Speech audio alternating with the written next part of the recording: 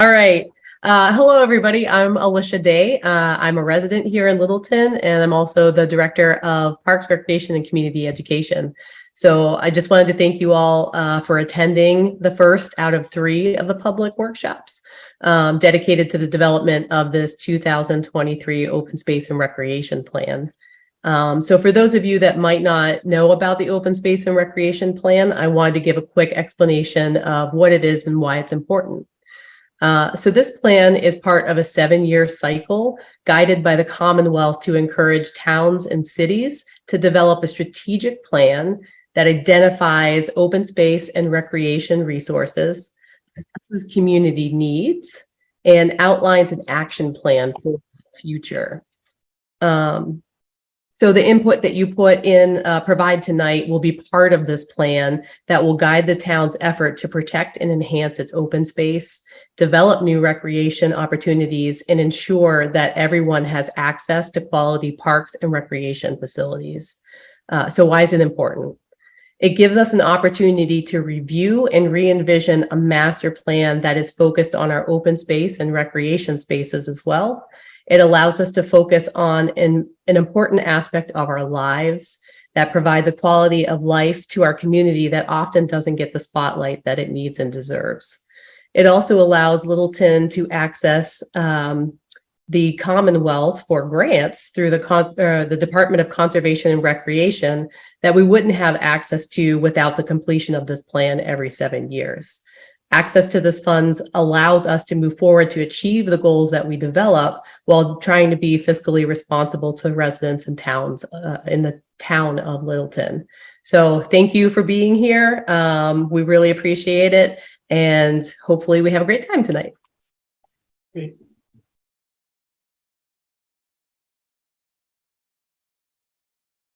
Thanks so much, Alicia, and I'll take it from here. My name is Jack Sweeney-Taylor, and I'm here with Peter Flinker, and Dylan Sussman is from our team as well, although Dylan, I think it looks like we may not need you tonight. So if you can exit at any point. And we're a planning and landscape architecture firm based in Northampton, Massachusetts, and Western Massachusetts.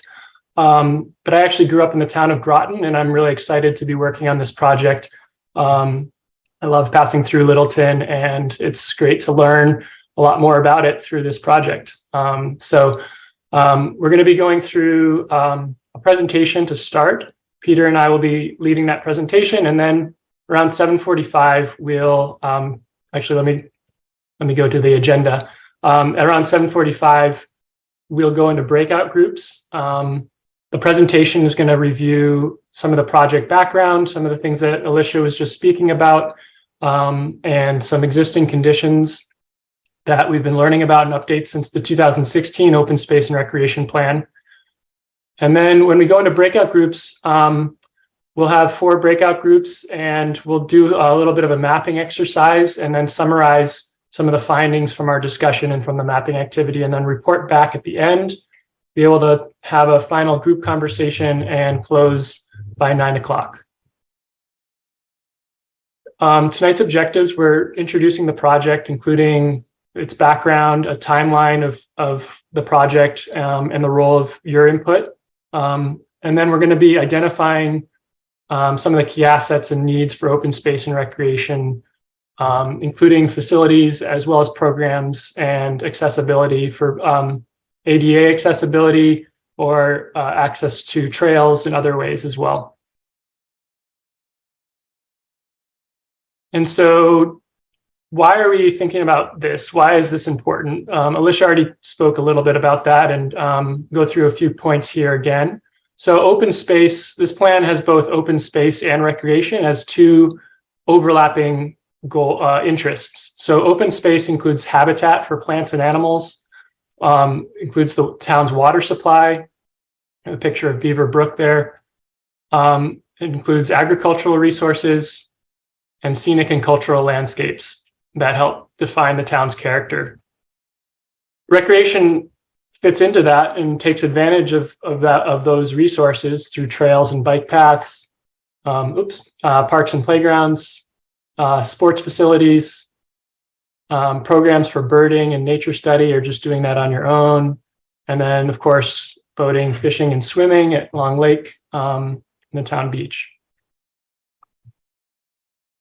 Oops, sorry. So Parks and Recreation fits into open space, so they are overlapping. And these things are important for a variety of reasons. They help define the town's character and how the community looks and feels about itself, and what assets are available and resources are available for quality of life for youth, seniors, families, environmental justice communities. We'll talk a little bit more about environmental justice later on. It's important for ecological integrity, for habitat as for plants and animals, for the water supply, for food systems, for local agriculture and community gardens, for the local economy, including farming, tourism, attracting local businesses and residents. And for sustainability and climate resilience, it's increasingly important to have strong green infrastructure, and the open space networks and connections are a really important part of that. Open space and recreation plans can also can be really vital to the overall the town's master plan and land use decisions. So an open space and recreation plan can help the town make decisions about where development should go and where conservation, what to conserve and where to develop. And it's not, those things aren't always at odds with each other. They can align if through the planning process and by identifying key goals, values, and locations for where those things should be. And then I think, as Alicia mentioned, an open space and recreation plan also can help unlock other funding for state grants, as well as state support for different programs. So there's a lot of great reasons to do it, and it's every 7 years. So the last one was in 2016, and here we are in 2023, ready to update it. Guiding this process, the state has a open space and recreation plan workbook, and it sort of outlines a process for this planning process. And any good plan starts with where we are right now, and then thinks about where do we want to go and how do we get there. So tonight, that's part of what we're doing, is we're trying to figure out what are the existing conditions in Littleton, what are the things, what are some of the assets or the parts that, the resources that Littleton has and values. And then also, what are some of the needs that need to be addressed in order to maintain those assets and or expand on them and make sure that they're there in the future. Where do we want to go is going to be the next community meeting, and that'll be in June. And that's going to be more about defining a vision and some more clear goals. And so that's going to be thinking about maybe new trail connections, thinking about community identity. What is it that's important to the community? And possibly looking at new action steps that the plan can outline. And then finally, how do we get there? There's an action plan that the plan will end on, and that will take into consideration all of these other prior input from the community and from the open space plan, open space and recreation plan committee. And I'm not sure actually we mentioned that, but a number of committee members are here tonight representing the rest of the town and trying to speak on behalf of various interests for agriculture, for clean water, for conservation, for recreation, and so the action plan will take into consideration input from these meetings, as well as from what we've learned through some analysis, through mapping, through research, and then also through discussions with the Open Space and Recreation Plan Committee. And so they'll be defining priorities, and then, oops, I'm sorry, the order of my slides here are a little off. And then community resources that can help address those priorities. And then that will result in policies and actions the town can have and point towards when it's making decisions for the budget or for new policies and land use decisions. So out of this whole process, at the very end, by the end of October, we're going to have a new open space and recreation plan. Again, following the outline of the state guidance, there's 10 major sections to the plan. So the numbers 1 through 10 are the major sections, and then there's some addenda on top of that. The first part, there's a plan summary, like an executive summary and an introduction. And then the parts that tonight's meeting is addressing is kind of defining the community setting, an environmental inventory and analysis, and then an inventory of lands that already are being protected or that are for recreation. And those all make up the existing conditions that define where we are right now. Then from there, we can start thinking about what is it that we want, what's the community vision, and how does that vision create goals and objectives for the future? So that's where do we want to go. And then finally, the 7-year action plan is the final section of the plan. And then on top of that are public comments, references, and the plan will also include an American with Disabilities Act, ADA, access self-evaluation report. So over the summer, we'll be looking at some of the recreation facilities and trails and conservation areas and seeing how well they provide access for people who need to use wheelchairs or walkers or canes or may have difficulty accessing them without certain features. And then there will also be lots of mapping. Maps are an important part of this process and will be important part of tonight's presentation. So the overall timeline looks like it's all going to be over the course of the summer, wrapping up by the end of the fall. We kicked off in March. Here we are in May with our first public meeting and getting community input. That's going to also include a survey going out. We're going to be launching a survey very soon. And we'd love all of your input on the survey and all of your friends and as much input as possible. And then that survey will close in June, at the very end of June. Towards the end of June, we're also going to have the second public meeting, which is about defining the vision and the goals. We'll start doing the ADA needs assessment and continuing doing analysis from all of this, and then start formulating the goals, objectives, and action plan, and that'll go into the final plan. So then there'll be a third public meeting in September that will look at the draft plan and provide any final public input on it, anything that seems to have been missed or seems to have been off, and make any, but mostly to inform what we've learned through the process and what we're going to be doing going forward. So tonight, the purpose of tonight is to get your input, and you know Littleton best, and so thank you for being here. And we're looking at what existing conditions do you know about? So we're going to take that. This will also be on the community survey. So community survey will provide additional opportunities to maybe go into some of these topics. And then the next public meeting will also be doing more about values, visions, and goals. Thinking about where we've left off, we picked up on the 2016 Open Space and Recreation Plan that defined a very clear vision for open space and recreation. That's has helped ground that in the last 7 years. It talked about linking open space lands and between the town and between maybe with other neighboring towns. And it also talked about agriculture being an important and prominent land use. It's part of both for local foods and to define some of the local rural character of the town. And then having that accessibility piece, all ages and interests could be accommodated by a variety of recreational facilities, including parks and sports fields. So one thing to be thinking about throughout this is how has this vision been holding up? Is the town achieving this vision? And what things have been working well? What is the town doing well? And what could the town do differently to help achieve this vision or define a new vision?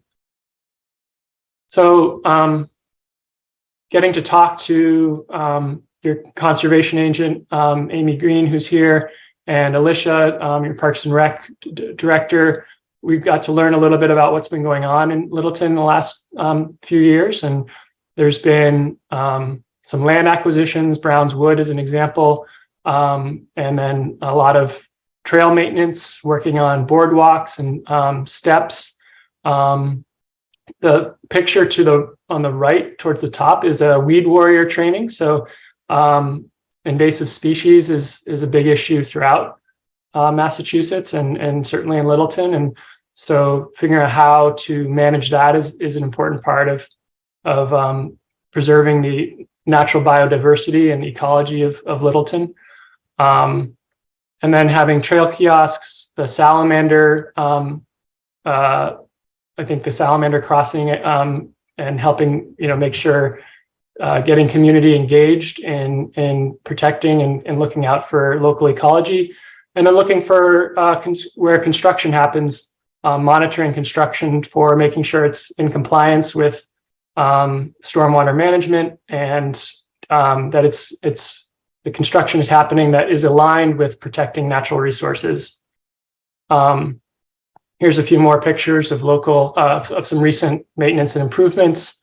And some of these are at Browns Woods, I think, and Cloverdale, I think, built a boardwalk. And I don't know these areas well enough to recognize them by sight, but I think those are a couple. And then there's an Eagle Scouts group that's been active, and then a pollinator garden that's been added to the local library.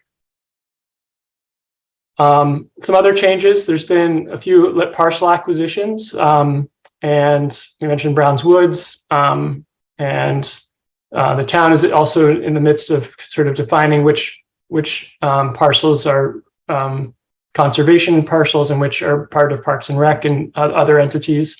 The tennis courts have been made into where the tennis courts are is now where the senior center is. And then there's been an acquisition of Indian Hill Music School, which can be a place for parks and recreation. There's been addition of alumni or updates to Alumni Field, updating the sewer system, and adding ADA accessible boardwalk at Cloverdale. The bike ped plan is in progress and expected for next month. So that's something really related to this plan that's overlapping. And then the town itself has been changing. Some people have been moving in, some people have been moving out. And so part of the goal of this plan is to reflect the current population goals and what people want to see and get from both their open space and their recreation opportunities. And then because some of Littleton's assets are already in high use, not just by residents, but by neighboring towns. I think Alicia mentioned that the Castle in the Park, is that what it's called, is visited by people from out of state. It's a really popular playground and highly used, and perhaps hard to find parking, and maybe in need of additional resources to provide other playgrounds in town. And so those are some types of issues to be addressing through this plan. So here we are at Littleton. This is an orthographic map which has aerial photography looking down on the town, and the green areas, the areas outlined green, are all the open space parcels. Most of these are protected. Some of them are actually not protected. They're maybe town owned and unlikely to change, such as the cemetery or the sports fields at the schools. And then there's a few, and those are in the darker green. The lighter green are protected in perpetuity. And then the purple are privately owned.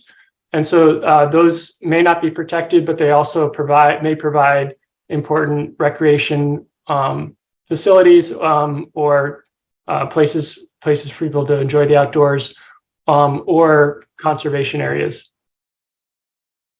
Looking at what is here in a different map that sort of calls out some of these conservation areas.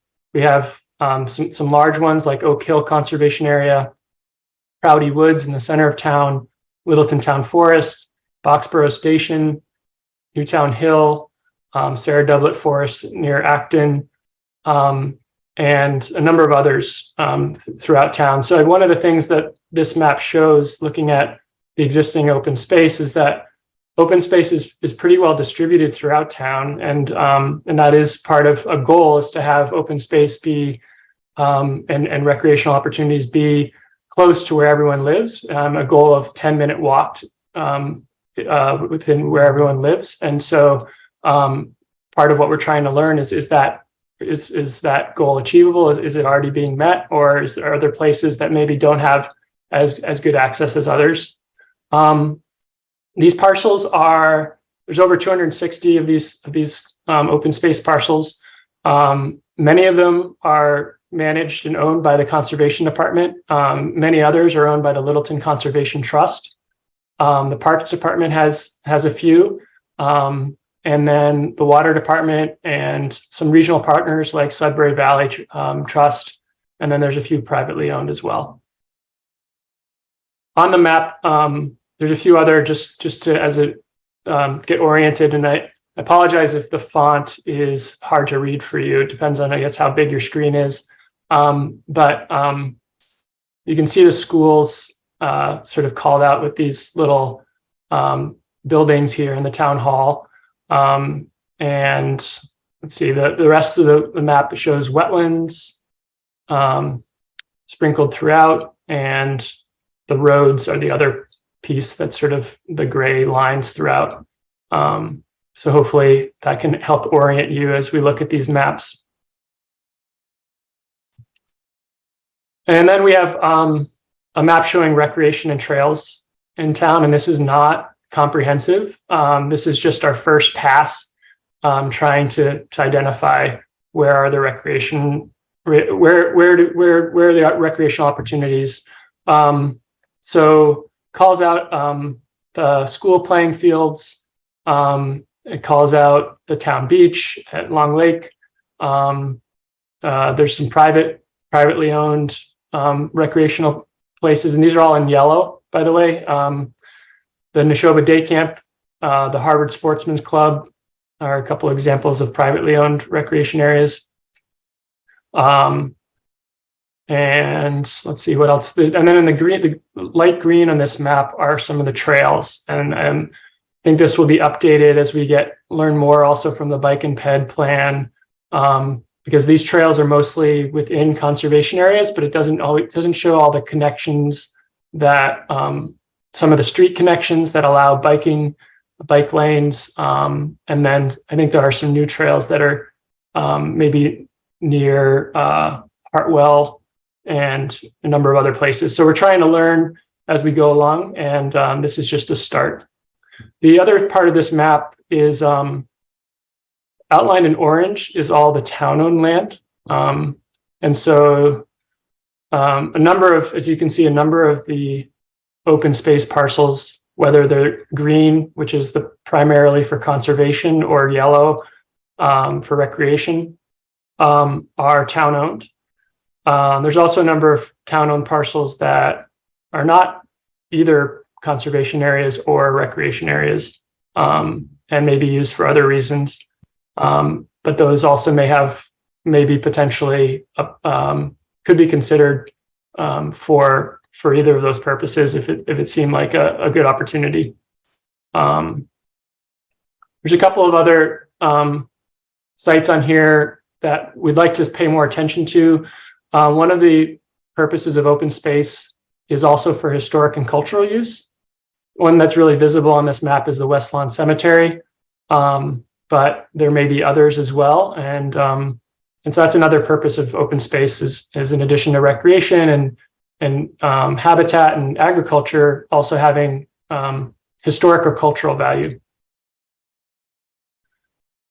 So just also really important in any planning process is to think about who are the people living in the town. And we have a couple of maps to look at that as a community context.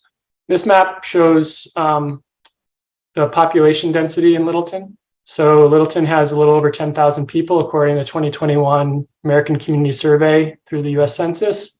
And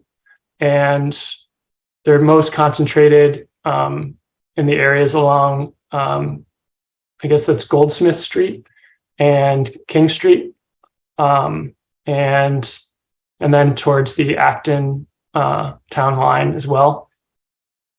And so this doesn't mean that there's not clusters in other areas, but it does show sort of where most people are living, and that can help figure out where maybe recreation facilities might go, and then where other places where conservation might be good thing to think about. And going hand in hand with that is thinking about environmental justice. So an important part of an open space and recreation plan is looking to environmental justice, which means thinking about communities that historically have not had the same access to assets, environmental assets, and or exposure to environmental harms and risks, such as industrial land use. But for the purposes of this plan, we're thinking about both, but especially about access to recreational opportunities and open space and conservation areas. Littleton actually does not have an environmental justice block group as defined by the state. So the state looks at 3 factors. It looks at income, race, and English as a second language, or English speakers of other languages, backgrounds for populations. And it looks at that for block groups. So that's what the divisions on this map are showing, are block groups. And if there's a certain quotient, it meets the state standards, a block group might be defined as an environmental justice community, which means that it may have, for example, a high number in Foxborough next door is an environmental justice block group. And that's defined by meeting the minority standard, which I think means 25% of the population in that block group is a race other than white, or identifies as a race other than white.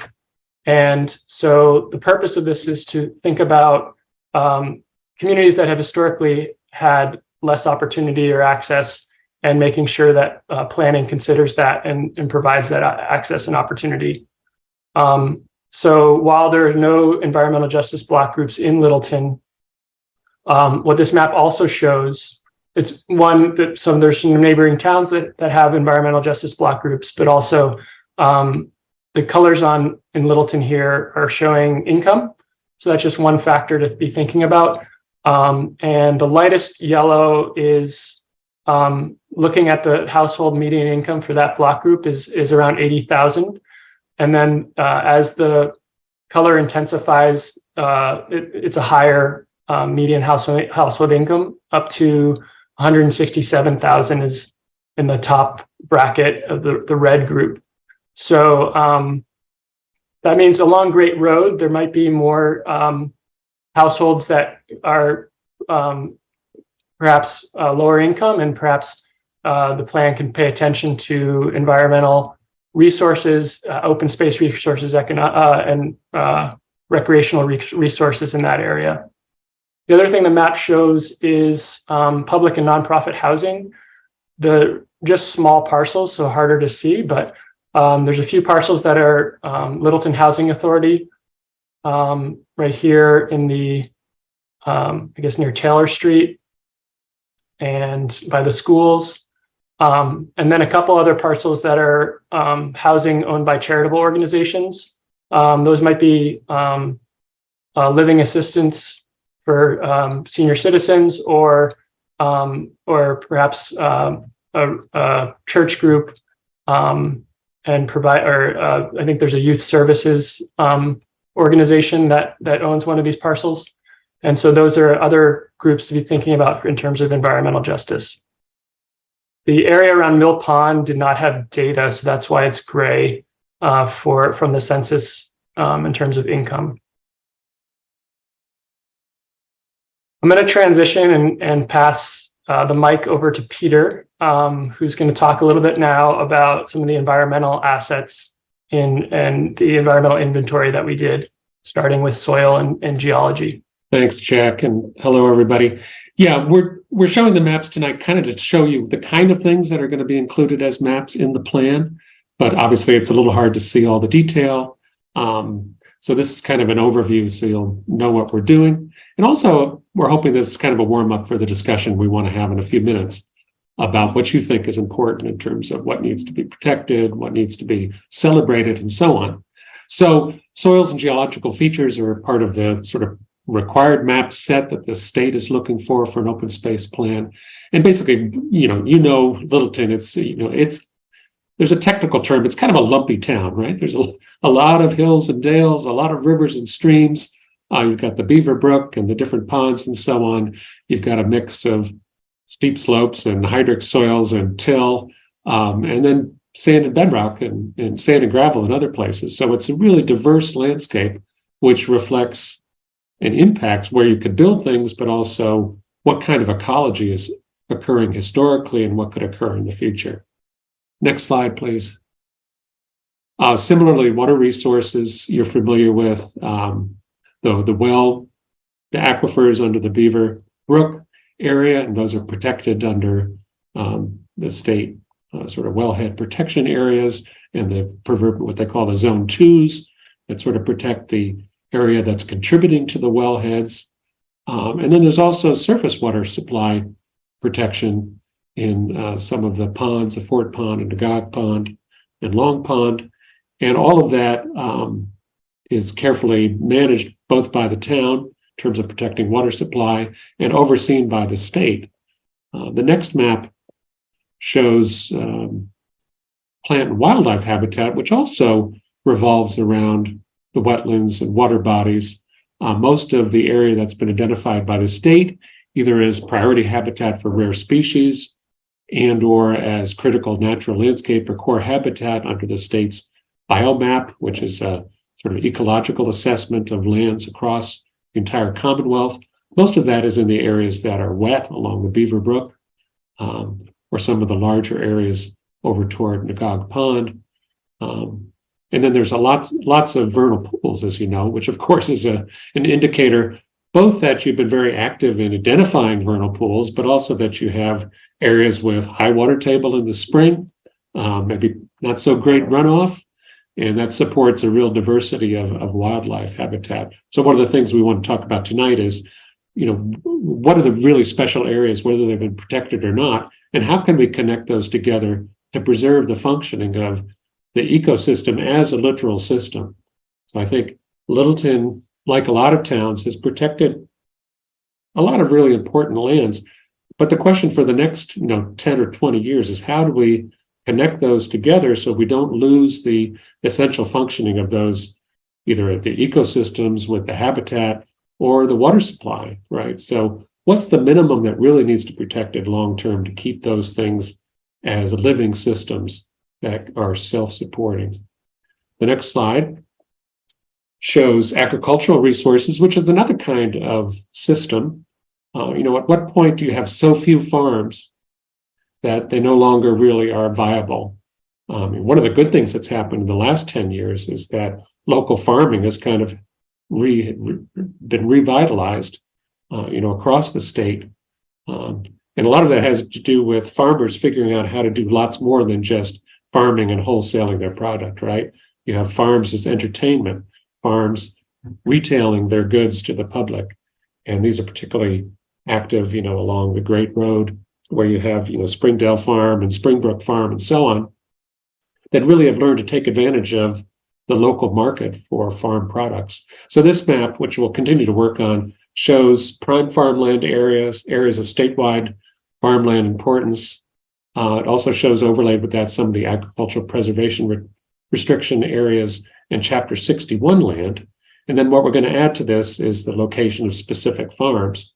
But the reason we want to look at prime farmland soils as well as active farms is because there are many areas, perhaps some of them already preserved, that could be used for farming now or in the future. And the question is, which of those could be brought into the system of agriculture in the town to really enhance the possibilities for farming everywhere? The next slide shows kind of the last set of sort of landscape-based information, which the state asked for a map of scenic resources and unique features. But it's really about this question of, rural character. How do we protect the sense of place that you've got from centuries of historic development, centuries of use of the land, beautiful historic buildings, beautiful landscapes, and all of that, you could protect each part of it.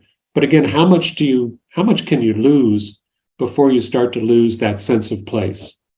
And we'll talk a lot more about this, especially in the meeting in June.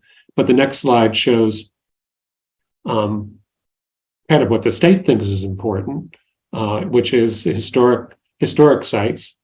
And these have been documented by the Historical Commission, and they're recorded online by the Massachusetts Historical Commission. Basically, a couple of 100 historic buildings and sites that have been inventoried. Some of these are on the National Register of Historic Places. Most of them are on the state register. The next slide shows another kind of cultural resource, which was identified by the 2006 Heritage Landscape Inventory. And this was designed really to look at the larger landscape around those historic sites. So it identifies, the corridors like around Littleton Center, Littleton Common. It talks about the corridors along Great Road with all the beautiful farmland. It talks about the Beaver Brook as a really important, not just a natural landscape, but a cultural landscape. And so one of the things we want to talk about is, have we protected enough of those heritage landscapes, again, to maintain the value that they have going forward? And then the last thing is on the next slide is scenic roads, which have already been identified in your local zoning bylaw, which basically covers most of the secondary roads in the town. And so one of the questions is this enough? Can we, if we protect the historic sites and manage the scenic roads, do we protect the character of the town? Or do we really need to go beyond that? That's something we want to talk about tonight a little bit, and then more in the June meeting. Next slide, Jack. So now we're ready to break up. Yeah. Jack, before we do that, I think probably we don't need 4 groups. So I think maybe 2 or 3. Alicia, are you breaking us into groups? Do you have the capacity to change the number of groups? I absolutely can. So if you make a choice, if you would rather have 2 or 3, that's the only request that I have.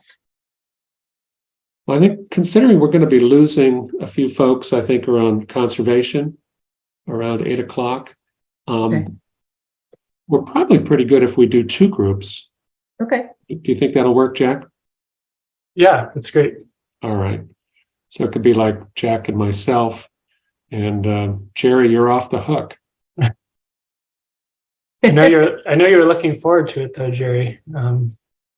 It's always next time. So what's going to happen now is everyone's going to be automatically sent into one of the 2 groups. Jack will facilitate one and I will facilitate the other.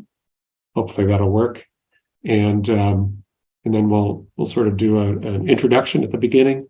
We'll do a mapping activity, try to identify some of these resources on maps that you think are important, and then come back together for a summary. What else do we need to know, Jack? I think that's it. I think the amount of time we have planned is 50 minutes, so that's a good amount of time.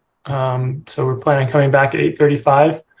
And if we run out of things to talk about, I suppose we could let Alicia know that and come back earlier. But yeah, looking forward to talking in smaller groups. All right. Are you ready then? Fingers crossed. Okay.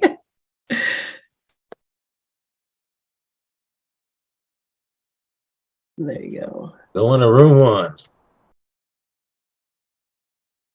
I see people disappearing.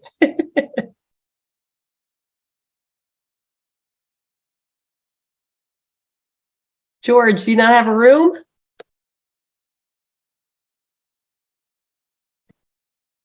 Okay, there he is.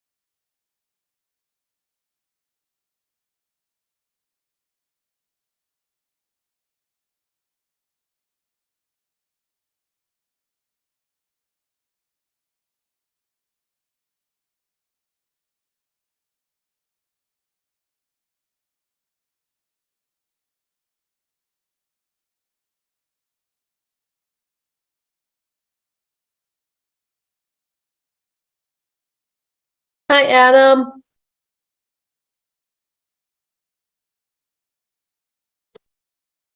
Adam, are you there? Hey, Alicia, it's Nicole, actually. Oh, hey. Hey, Um, Go ahead. I'm putting the kids to sleep, but I just wanted to tune in. Can I just listen? So I have to actually put you into one of the rooms. You don't have Okay. to necessarily talk, but I can put you into one of the rooms. Okay, yeah, that'd be great. I just wanted to listen in. Thank you. Yeah, no worries. All right, you should be good.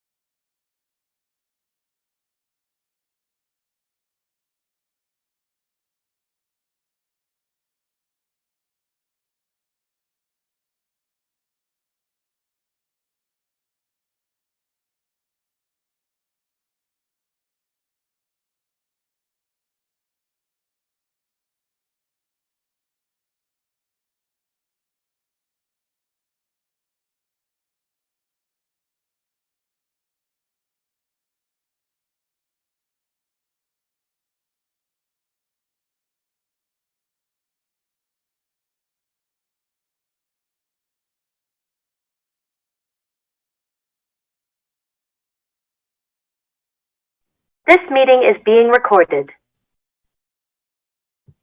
Whoop, see you later.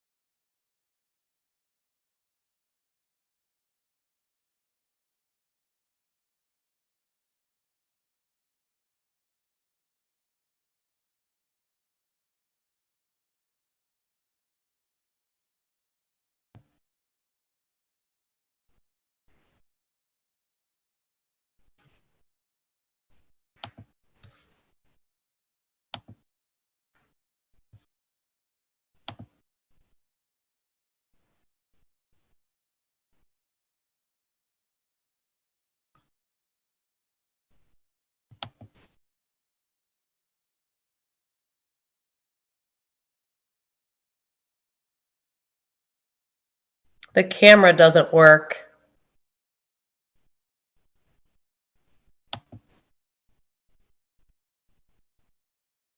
Phil?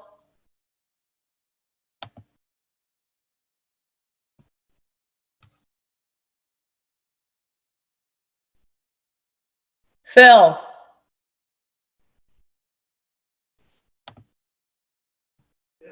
The camera doesn't work.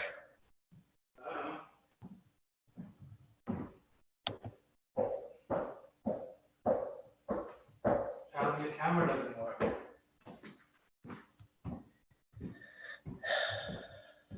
Let's have a look then.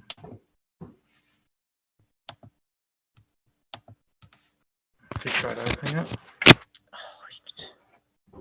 I've never seen that before, sorry.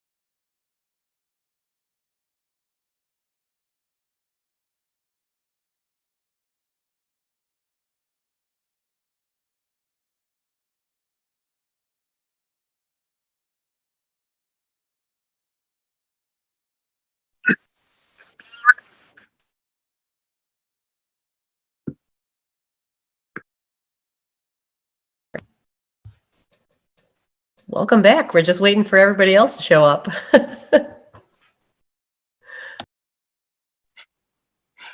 Are we the Melissa. first group back? I think this might be everybody. Yeah, we used our full 60 seconds, so All right. A little bit of attrition. Is there a game on tonight? probably. But we had a good discussion. How do we Awesome. want to handle this, Jack? We're reporting out. Yeah, yeah. So I think we can share our maps and then share a summary of our discussion, if that sounds good, Peter. That sounds good. I'm happy to go first, or if you'd like to go first, you can go ahead. Why don't you go ahead? You sound better organized than I am. Okay. I'm going to start with my map. So I was in a group. There were, I think, six or seven of us, and I think our group cared a lot about conservation and represented some different interests in conservation.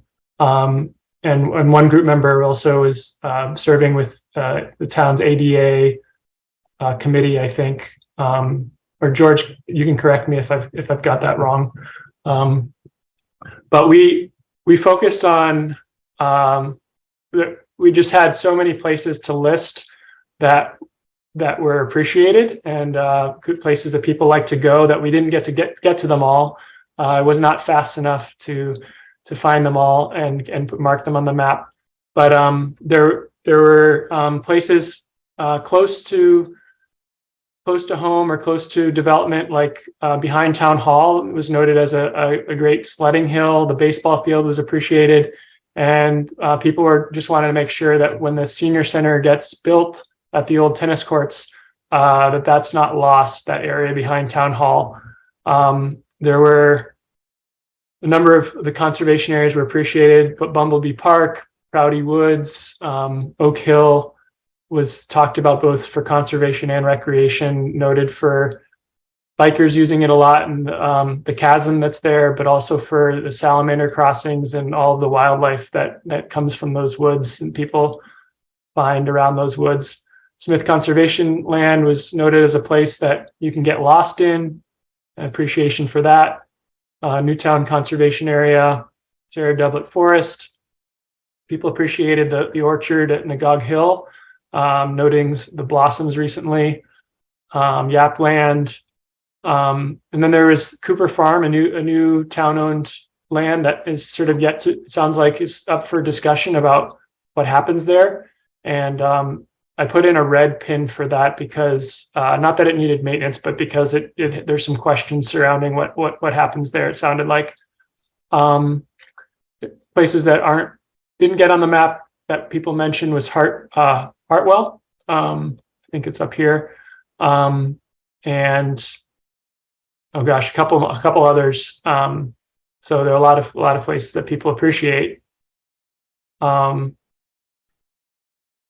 And then the very end, we got to list a few of what feel like needs in terms of resource protection. So let's see, am I sharing let me reshare my screen with this presentation.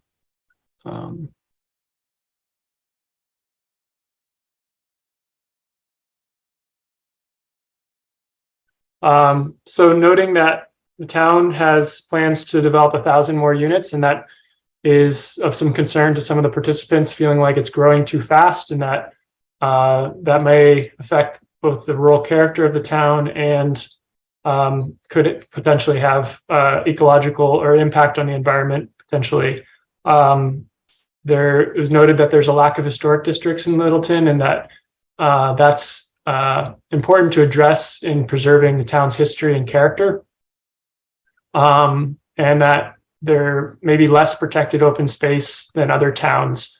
The MBTA communities came up in terms of that development, and whether I think there were a couple of different perspectives on that. One perspective noted that placing development at the old IBM area may allow less development in other areas that are better for protection and already less developed. And then others felt like maybe we don't have the resources to grow even there so fast with water, sewer. Is the town ready for that? And then in terms of an overall conservation goal, we noted corridors for wildlife and also for water, especially for water corridors, protecting the waterways in town. So those are the main points. And please, I think right now, if there's something I missed, if anyone in my group wants to add, I think we have time if you want to unmute and add anything that I missed.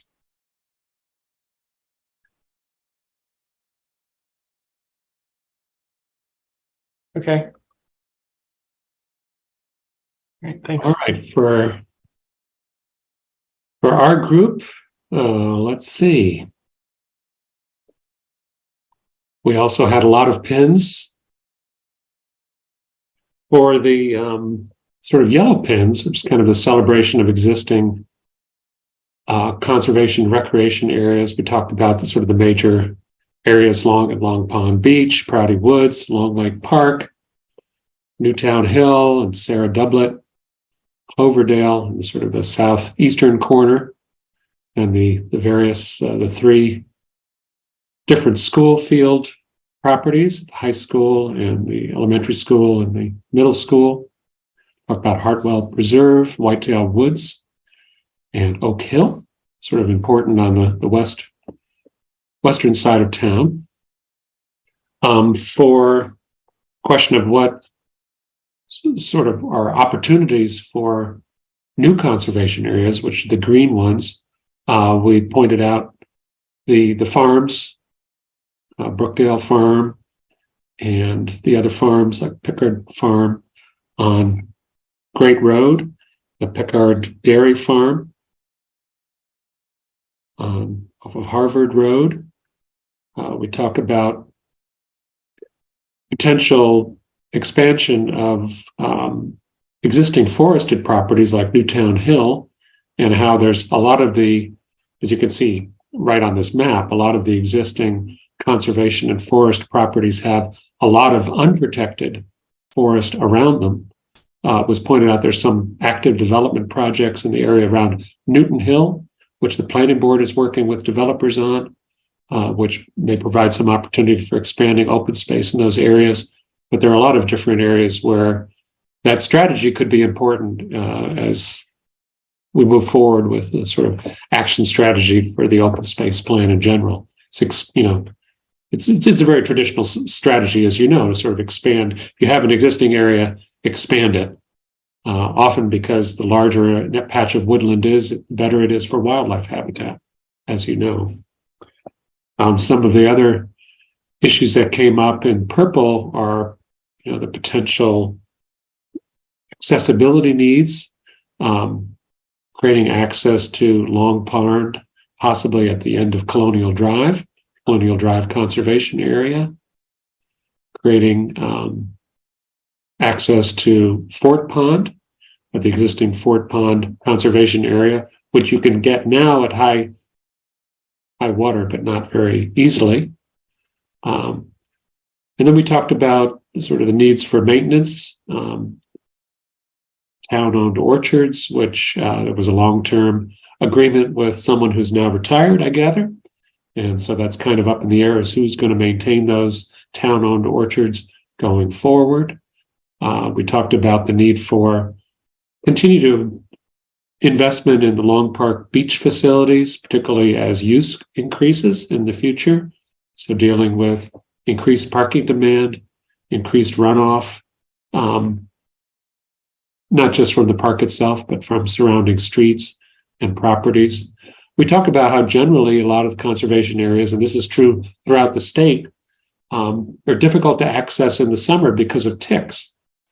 And so building on some of the wide forest trails that already exist in Prouty Woods, but maintaining those with regular mowing, widening them to 6 or 8 feet, so you're not brushing up against brush and grass and so on. And maybe thinking about that as a strategy where possible for improving summer access to other places. And then there was quite a lot of attention to improving access along the Beaverbrook corridor. A couple of areas where the potential access at the new water resource recovery plant, it's connected to the sewer system, to improving access at several other areas along the Beaver Brook, and also possibly looking at raising and widening bridges to provide access across the river for bicycles and along the river for boating. In terms of priorities, I think the top priorities for conservation that we talked about were the farms, but encouraging them, trying to protect them permanently, and thinking also about the equestrian facilities that are around the town, and then expanding the forested areas. And in terms of sort of what's needed in the recreation areas, we talked about the importance of Long Park, about Fay Park even, which is an existing park, which is well used. But because there are events there, it really needs some attention to parking, access management, and so on, as those events possibly increase with increased population. And then the bridges across the Beaver Brook. Any other thing anybody wants to emphasize from my group?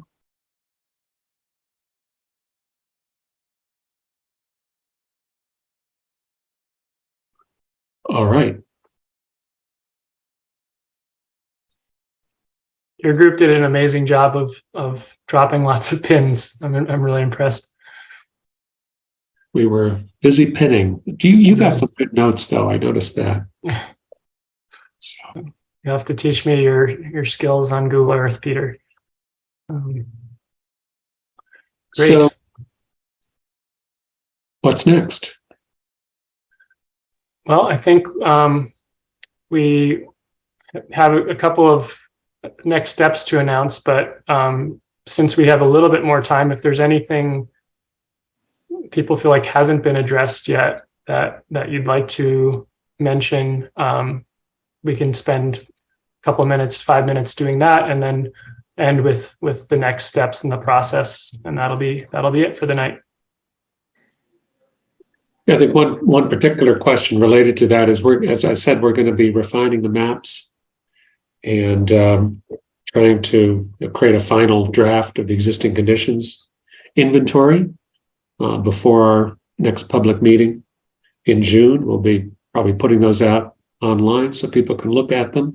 Is there anything that you think is really important to get on those maps, perhaps that hasn't been mapped before, that really we should look at?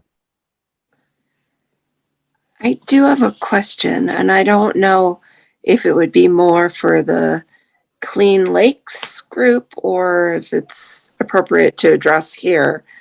However, so off of Gilson Road, the streams that feed into Forge Pond, I believe upstream is an animal auction house or something along those lines. And I've heard noted that nitrogen levels have risen, and a theory I heard was it could be coming from that area. So I just, as a town, in terms of feeding into our waterways, things that we should be looking at are ways to contain anything that's getting into our water. Do a better job of protecting our water. I haven't heard anything like that at our Clean Lakes Committee meetings, Okay. but I will definitely address that. I'm going to write that down. That's news to me, but Okay. I'll definitely bring that up. Great. That would be great just to research. I could be wrong, but I seem to recall hearing that at one of the Forge Pond meetings, but I may have misunderstood. Yeah, I'll bring it up. Yeah, I've never heard that, but yeah. Thank you. I'll definitely inquire about that. Thank you. Hey, Matt Cahill here. I know there's so many good groups and committees and people doing this work. I'm sure it's come up already, but walkability, bikeability, is there like a plan for sidewalks and bike trails and stuff that's been laid out? Or is that because it is state roads, it has to come from the state? And I'm just not sure if I've ever seen something that's like, oh, here's a plan for, walkability, bikeability in the Littleton area. Do you want me to grab that one, Jack? Sure. Okay. So there is a bicycle and pedestrian group that's working on a master plan right now. You are right. With some of the state roads, it's a lot more complicated because you have to get them involved in the whole process, and that can take a long time.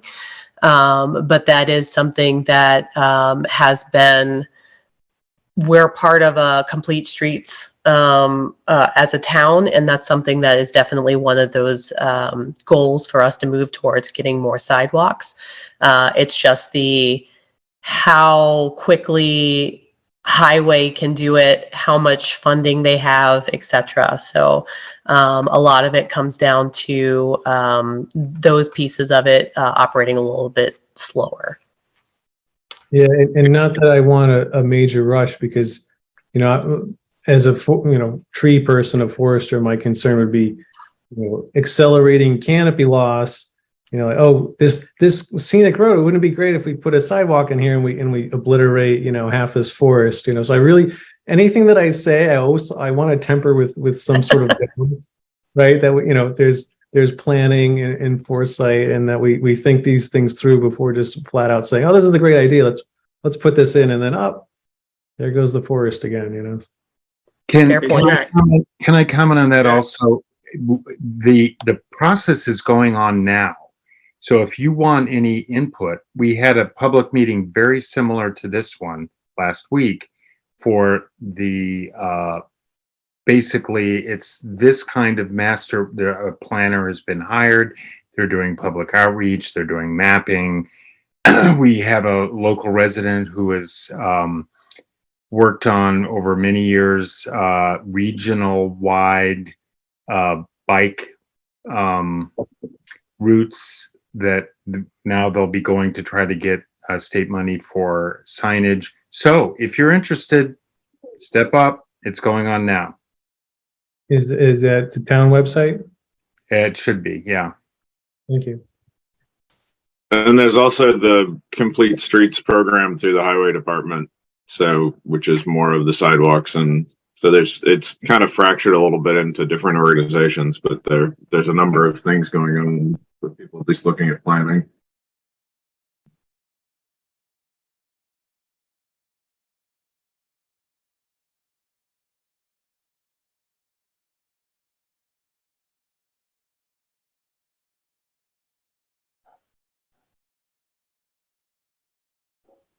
Did anyone else want to mention anything?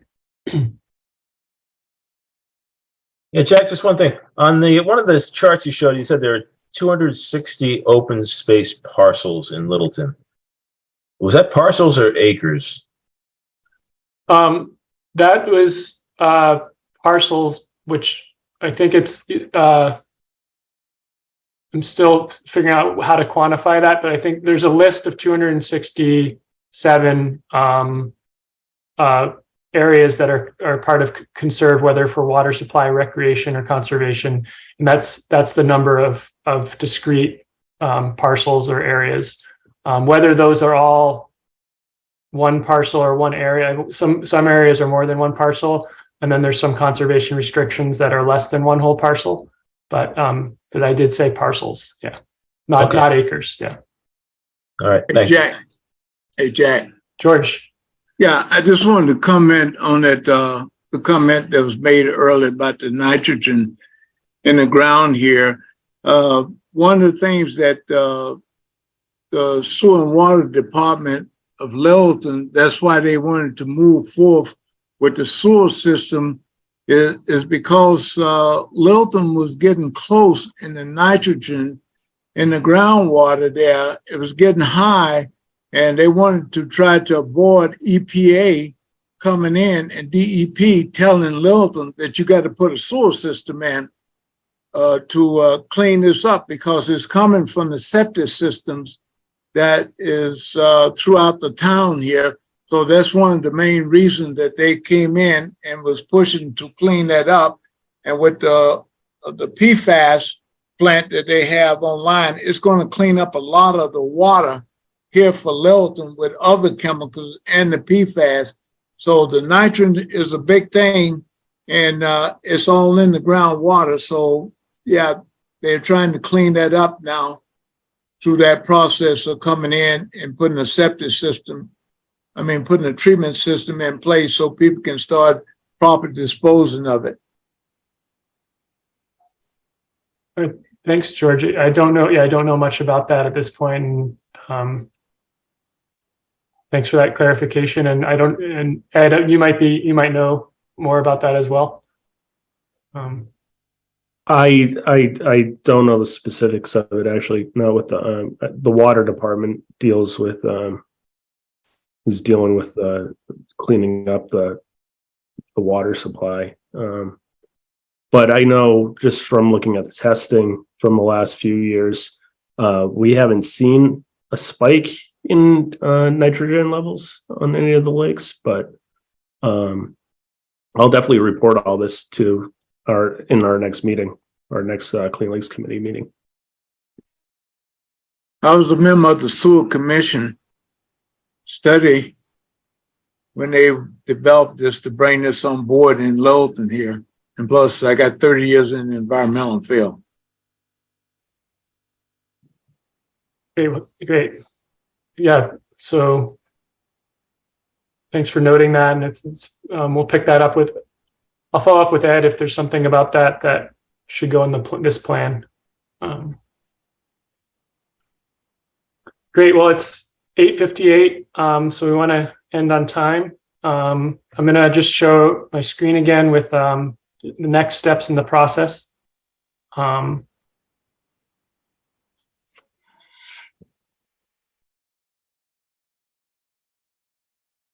So we're launching a community survey. We'd love as much participation as possible. Please participate, share it with your friends.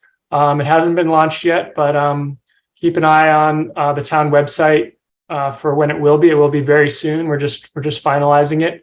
There will also be a Parks and Recreation survey later in the summer that's by mail, I think, or for a selected group that's statistically representative. But we're trying to get as many people to do this survey for the open space and recreation plan as possible, and it'll be launched very shortly.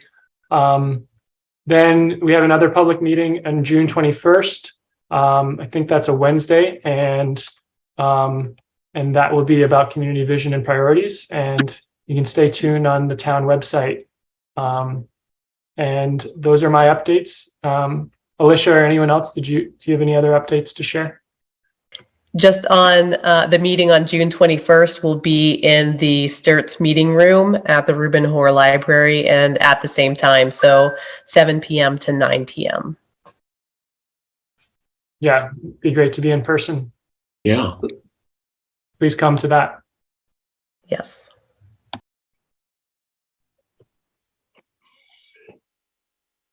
All right. It's great to meet with you all. Thanks so much. Thank you so much, Jack. Thanks, everybody. Thanks, everyone. Bye-bye. Good night. Bye.